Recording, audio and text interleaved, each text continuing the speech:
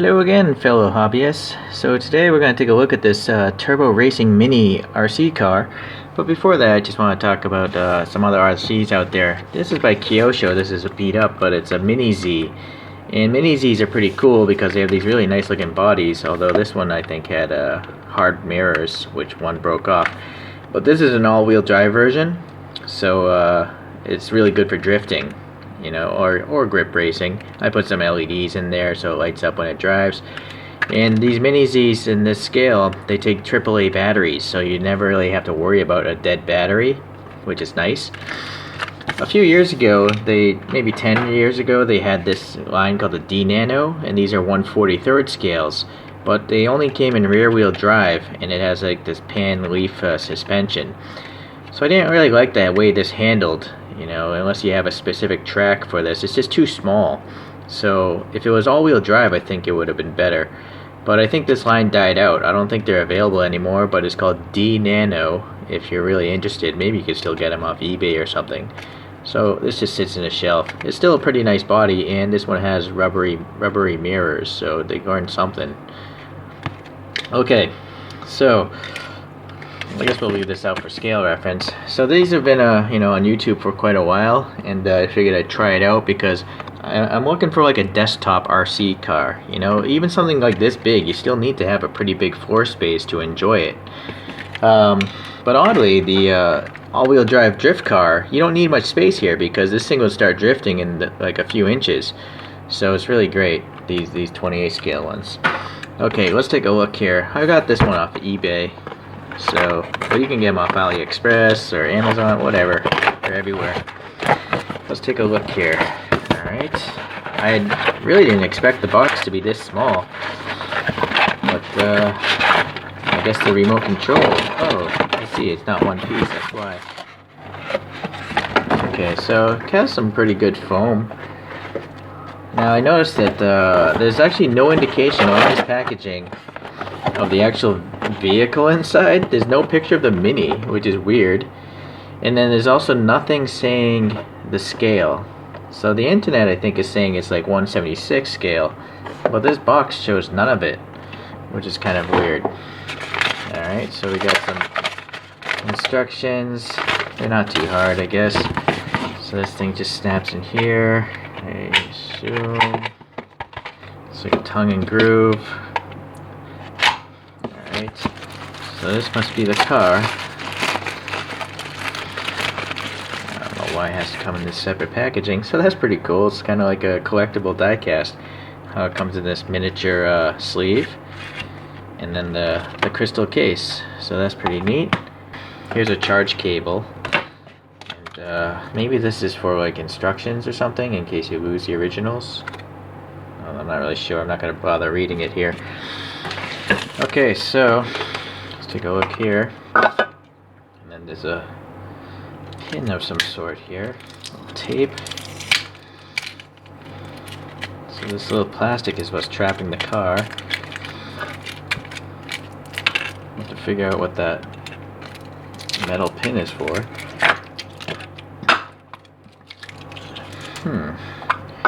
And also, what is this?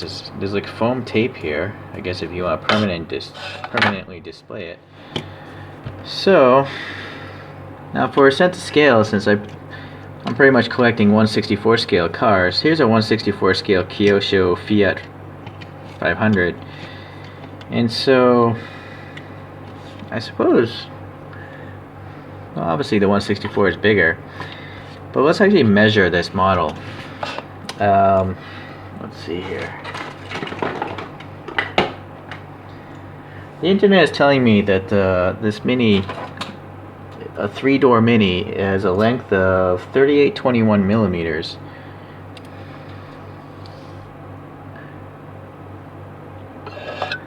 So 3821.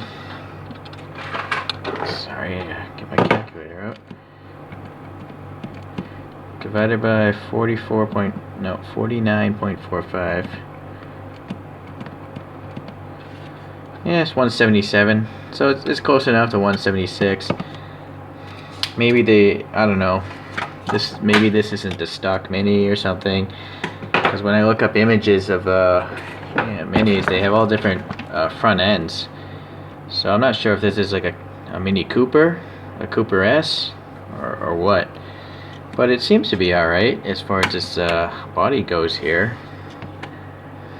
It is kind of weird though that the rear wheel isn't really centered with the wheel well. It seems like it's pushed back quite a bit, right? Like the top of this wheel should be here, but it's kind of back there. How about this side? You know what, this side seems better, so I'm not sure if it's crooked. The body itself seems to be an on-off switch, and there's a charge cable port. There's a bind button, and let's see if I can figure out how to get this thing off.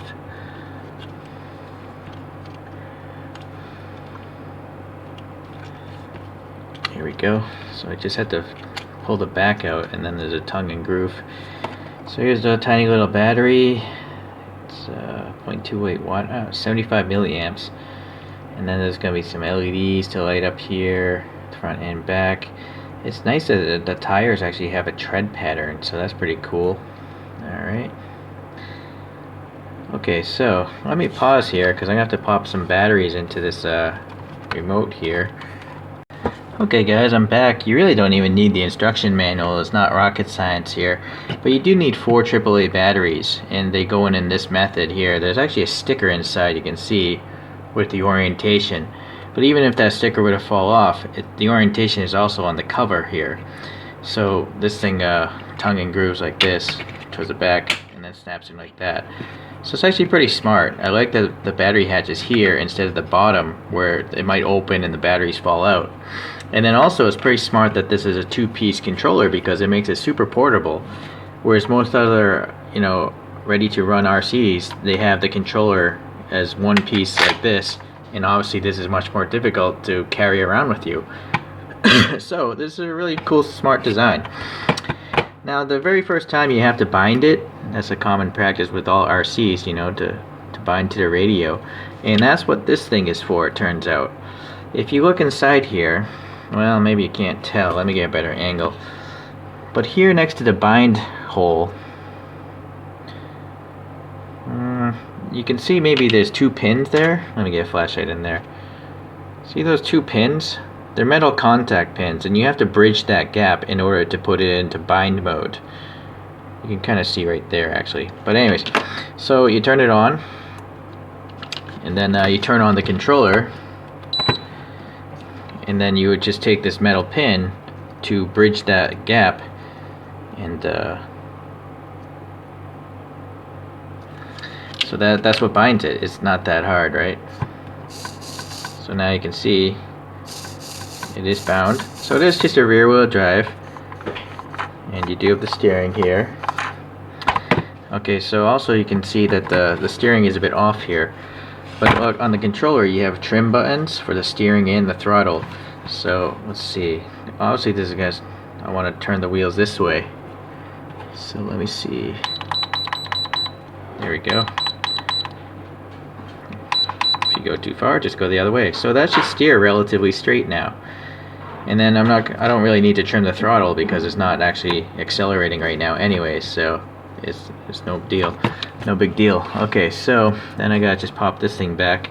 Okay, so I'll go in through the front. Make sure those headlights get into those holes. And then, there you go. Alright. So, let's see here. If we pull out this thing, maybe put a Homer Simpson here. And I'll angle the camera up a little bit.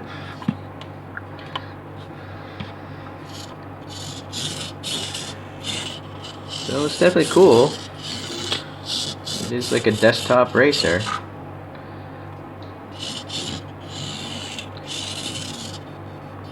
It is fully proportional.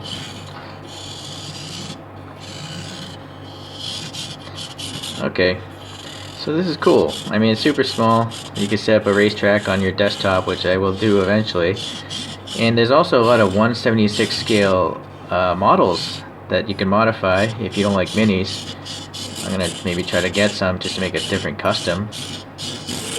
Alright, look at that. That's full speed right there. That's pretty fast.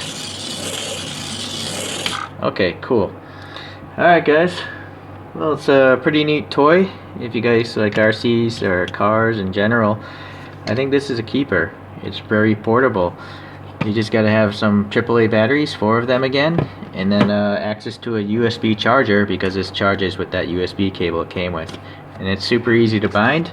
If you lose this little metal piece, just use a screwdriver or a drill bit or a push pin could probably do it. You just gotta bridge the gap between those 2 pins to bind it. But you really only need to bind it once. If I turn it off and on again, it's already bound. It remembers. So you only have to bind it one time. Okay guys, that's it for today. Thanks for watching. Take care.